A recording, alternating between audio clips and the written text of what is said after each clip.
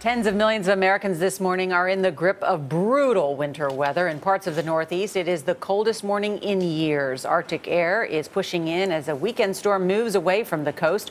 Wind chills in some cities overnight hit 20 or 30 below. Brr. Wow, yowza. One of those cities is Boston, where they are still reeling from all that snow. The city got another 16 inches over the weekend, so that makes about 7 feet in the last 3 weeks. That is a lot of snow in Boston. And that's where Jericka Duncan is. Jericka, good morning to you.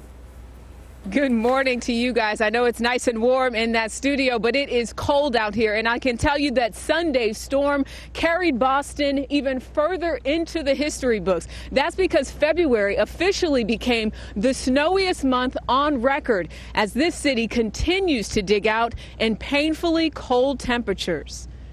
Shovels, blowers, plows. Bostonians are out in full force trying to revive their city after it was brought to a standstill by another winter storm. This is historic. We've never seen this type of snow in this type of period in the history of this city.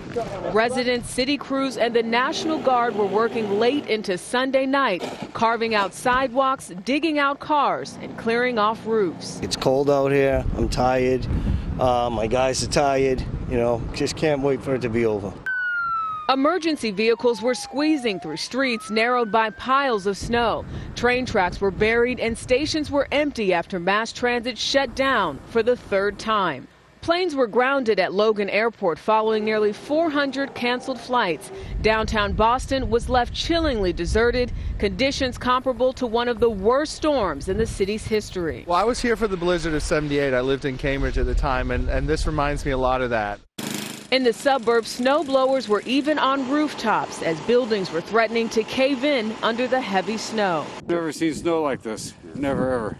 150 miles south of Nantucket Island, the Coast Guard rescued a father and son from their crippled sailboat after 60-mile-per-hour winds and 25-foot waves tore through the sails and disabled the motor. And across the Northeast, if the snow wasn't the problem, it was the cold.